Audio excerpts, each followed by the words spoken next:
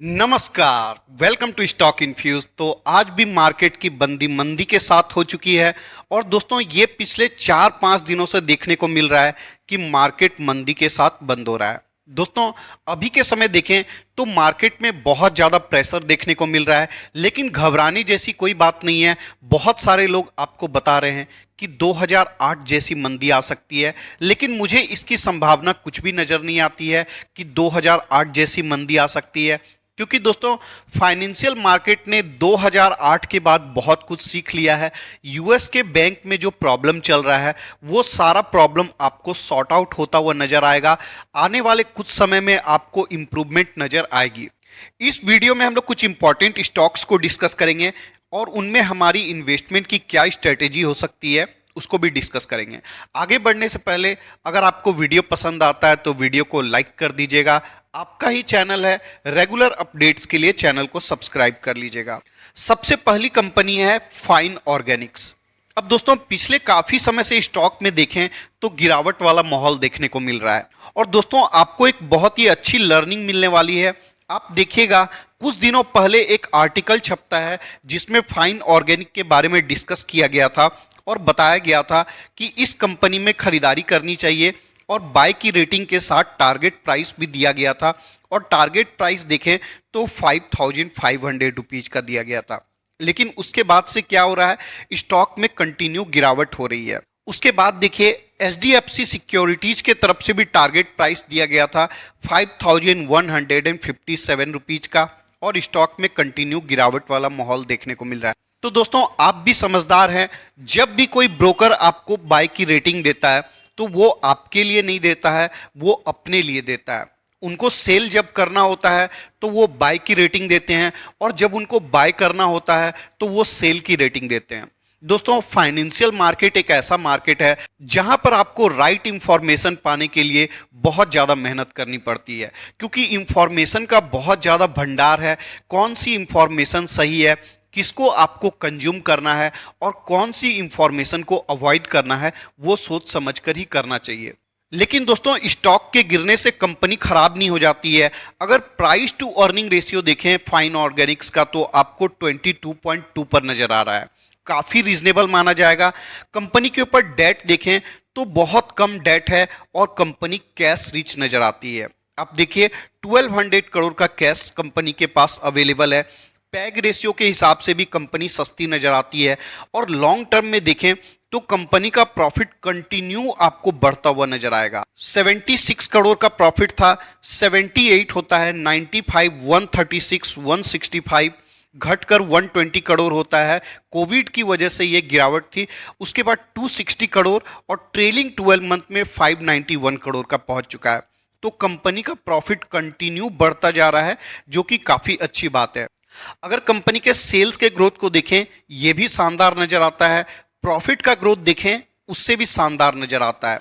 अब दोस्तों जिस कंपनी का प्रॉफिट का ग्रोथ और सेल्स का ग्रोथ 20% से ज्यादा हो, वो कंपनी अगर 22 के प्राइस टू अर्निंग रेशियो पर मिल रही है तो इन्वेस्टमेंट करने के लिए काफी अच्छी है।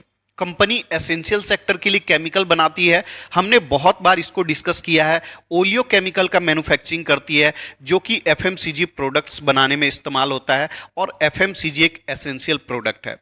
अब दोस्तों अगर शेयर होल्डिंग पैटर्न को भी देखें तो ये भी बहुत शानदार नजर आता है। पब्लिक की होल्डिंग को देखें, बहुत कम होल्डिंग पब्लिक का नजर आता है। ज्यादातर स्टॉक आपको 75% प्रमोटर के पास है, 5.91% एफआईआई होल्ड करती है। डीआईआई ने भी अच्छा खासा इन्वेस्टमेंट किया हुआ है 11.51% का। कंपनी इन्वेस्टमेंट के लिए अच्छी है, कैश रिच है, डेट फ्री है, छोटी कंपनी है, एसेंशियल सेक्टर में काम करती है। तो अगर आपने इस स्टॉक में ऑलरेडी ऊपर के लेवल पर इन्वेस्टमेंट किया हुआ है तो आपको घबराने जैसी कोई बात नहीं है। आप सिंपली स्टॉक को होल्ड कर सकते हैं। देखिए दोस्तों कभी भी स्टॉक को एक बार में बल्क बाइंग मत करिए। ऐसे मार्केट में जब मार्केट में बुल रन होता है तब आप बाइंग करते हैं तो एक सेंस समझ में आता है, लेकिन जब मार्केट बेरिश पैटर्न में होता है या मार्केट कंसोलिडेशन के फेज में होता है, ऐसे समय में आपको हमेशा इंस्टॉलमेंट में इन्वेस्टमेंट करना चाहिए। बाय ऑन डिप्स की स्ट्रेटजी अपनाइए, हर सपोर्ट में आपको स्टॉक में बाइंग करनी चाहिए। जैसे 4,500 रुपीज का सपोर्ट था, मान लीजिए वहां पर आपने अपना पहला इंस्टॉलमेंट लगाया, नेक्स्ट सपोर्ट आपको 4,250 रुपये पर था, आपने नेक्स्ट इंस्टॉलमेंट लगाया। स्टॉक अगर फर्दर गिरता है मार्केट सिचुएशन की वजह से 4,000 रुपीज पर जाता है, तो आप अपना नेक्स्ट इंस्टॉलमेंट लगा सकते हैं। इस तरीका से क्या होता है, आपका एवरेज बाइंग प्राइस बेटर हो जाता है और जब स्टॉक में रिकवरी होती है तो आप बहुत अच्छा रिटर्न कमा सकते हैं। अभी दोस्तों इतना गिरने के बाद भी अगर लास्ट 1 ईयर का रिटर्न देखिएगा तो 7% का पॉजिटिव रिटर्न नजर आता है।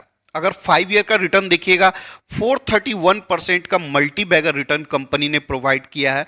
कंपनी इन्वेस्टमेंट के लिए बहुत ही अच्छी है।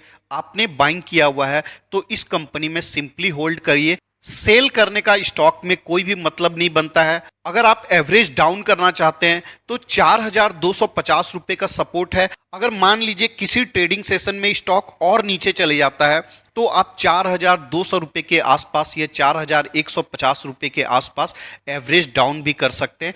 एवरेज डाउन करने की स्टार्टिंग कर सकते हैं। ऐसा नहीं है कि स्टॉक 4,000 रुपीज तक नहीं जा सकता है। मुझे ऐसा लग रहा था कि ये स्टॉक में बहुत ज़्यादा गिरावट का स्कोप नहीं है, लेकिन जिस तरीका से स्टॉक ने अपने सपोर्ट को ब्रेक किया है, अभी स्टॉक 4,000 रुपीज पर भी जा सकता है। नेक्स्ट स्टॉक है केपीआईटी।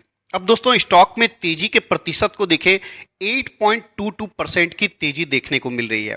अगर तेजी के रीजन को देखें तो केपीआईटी का एक कोलैबोरेशन हुआ है होंडा के साथ, जिसमें केपीआईटी होंडा को सर्विसेज प्रोवाइड करने वाली है software based defined mobility transformation में। अब दोस्तों ये एक नेक्स्ट जनरेशन ट्रांसफॉर्मेशन है जिसमें केपीआईटी सर्विसेज प्रोवाइड करने वाली है, जिससे कंपनी का आने वाले समय में रेवेन्यू बढ़ सकता है और इसी न्यूज की वजह से स्टॉक में तेजी देखने को मिल रही है। तो क्या हमें न्यूज को सुनकर इन्वेस्टमेंट कर देना चाहिए? देखिए दोस्तों, न्यूज बेस्ड तेजी में कभी भी इन्वेस्टमेंट नहीं की जाती है। जब स्टॉक में स्टेबिलिटी होती है, कंसोलिडेशन होता है, तभी स्टॉक में इन्वेस्टमेंट करने का मौका होता है। अगर सपोर्ट प्राइस की बात करें तो 800 रुपीज पर पहला सपोर्ट है, लेकिन आपको 800 रुपीज पर इन्वेस्टमेंट नहीं करनी चाहिए।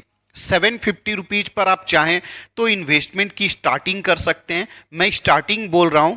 750 रुपीज पर मान लीजिए आपने पहला इंस्टॉलमेंट लगाया। अगर स्टॉक में फर्दर गिरावट होती है, हर 50 रुपीज के गैप में सपोर्ट है, 700 रुपीज पर आप अपना नेक्स्ट इंस्टॉलमेंट लगा सकते हैं।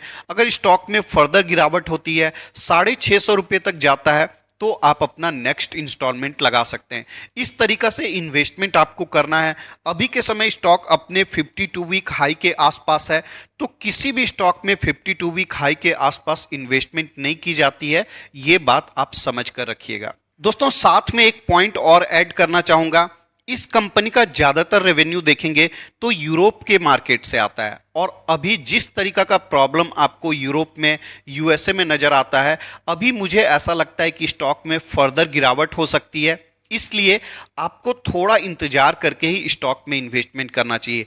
लॉन्ग टर्म के लिए कंपनी बहुत ही अच्छी है इन्वेस्टमेंट करने के लिए, क्योंकि इस कंपनी का रेवेन्यू 30% से आने वाले समय में ग्रो हो सकता है, ऐसा कंपनी के मैनेजमेंट का कहना है।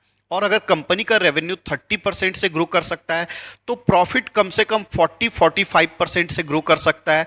ऐसे में अगर कंपनी का प्रॉफिट 40% से ग्रो करता है तो आपको रिटर्न 40% से भी ज़्यादा मिल सकता है। तो ये कंपनी मुझे पर्सनली लगता है कि आने वाले समय में बड़ा रिटर्न बना कर दे सकती है। एक high risky high rewarding company है, तो अपने पोर्टफोलियो का 5% से ज़्यादा इन्वेस्टमेंट मत करिएगा। नेक्स्ट स्टॉक है VVL। अब दोस्तों स्टॉक में तेजी के प्रतिशत को देखें, 2.48% की तेजी देखने को मिल रही है, क्योंकि दोस्तों मैनेजमेंट का कमेंट्री काफी पॉजिटिव आया है। इसी वजह से स्टॉक में आपको तेजी देखने को मिल रही है। और मैनेजमेंट का कहना है कि इस साल भी हमारा ग्रोथ काफी स्ट्रांग हो सकता है। इस साल गर्मियां भी लंबी पड़ सकती है और काफी ज्यादा गर्मी पड़ सकती है, और गर्मियों के सीजन में कोल्ड ड्रिंक की बिक्री बढ़ जाती है। साथ में इस कंपनी का एक प्रोडक्ट देखें जिसका नाम स्टिंग है, शायद आपने पिया भी होगा। ये एक एनर्जी ड्रिंक है और इसमें ईयर ऑन ईयर बेसिस में देखें तो 100% का ग्रोथ नजर आता है। मैंने कई दुकानदार से बात की है और मैंने उनसे पूछा है कि स्टिंग की बिक्री कैसी है। उन्होंने मुझे पर्सनली बताया था कि स्टिंग की बिक्री बहुत ज़्यादा अच्छी है, क्योंकि इंडिया के मार्केट में देखें जितनी भी एनर्जी ड्रिंक्स थी उनका प्राइस काफ़ी ज़्यादा था और इन्होंने 20 रुपीज़ में एनर्जी ड्रिंक को लॉन्च किया और इस वजह से इस एनर्जी ड्रिंक स्टिंग की काफ़ी अच्छी डिमांड मार्केट में देखने को मिलती है। साथ में कंपनी अपने डिस्ट्रीब्यूशन चैनल को तेजी से एक्सपेंड कर रही है, जो कि एक पॉजिटिव पॉइंट है। तो इस कंपनी में डेफिनेटली इन्वेस्टमेंट किया जा सकता है। मुझे लगता है कि स्टॉक में आपको बहुत ज़्यादा डिस्काउंट नहीं मिलने वाला है। आप 1300 रुपीज से इस स्टॉक में इन्वेस्टमेंट की स्टार्टिंग कर सकते हैं। जैसे जैसे स्टॉक में गिरावट होगी आप हर 100 रुपीज के गैप में इस स्टॉक में एडिंग कर सकते हैं। स्टॉक इन्वेस्टमेंट के लिए बहुत ही अच्छी है। आप अपने पोर्टफोलियो का 5 to 7% इस स्टॉक में इन्वेस्टमेंट कर सकते हैं। ये एक एफएमसीजी कंपनी है, लेकिन ट्रेडिशनल एफएमसीजी कंपनी नहीं है। साथ में कंपनी बहुत अच्छे से अपने आप को एक्सपेंड कर रही है, लगातार सोलर पैनल इंस्टॉल कर रही है अपने मैन्युफैक्चरिंग प्लांट में, ताकि आने वाले समय में कंपनी के इलेक्ट्रिसिटी बिल में कमी आ सके। तो कंपनी का प्रॉफिटेबिलिटी भी बढ़ सकता है फ्यूचर में। इस कंपनी में आपको डेफिनेटली इन्वेस्टमेंट करने का मौका देखना चाहिए। एक बहुत ही अच्छी मिड कैप कंपनी आपको देखने को मिलती है। तो इस वीडियो के डिस्कशन के लिए इतना ही रखते हैं। अगर आपको वीडियो पसंद आया है, आपको मेरा एफर्ट पसंद आता है, तो वीडियो को एक लाइक कर दीजिएगा। आपका अपना ही चैनल है, रेगुलर अपडेट्स के लिए चैनल को सब्सक्राइब कर लीजिएगा। साथ में बेल आइकन्स को भी दबा दीजिएगा, ताकि जब भी मैं वीडियो अपलोड करूं आपको नोटिफिकेशन मिल जाए। इस वीडियो के डिस्कशन के लिए इतना ही रखते हैं। मिलते हैं किसी और वीडियो में किसी और इंफॉर्मेशन के साथ। तब तक के लिए धन्यवाद।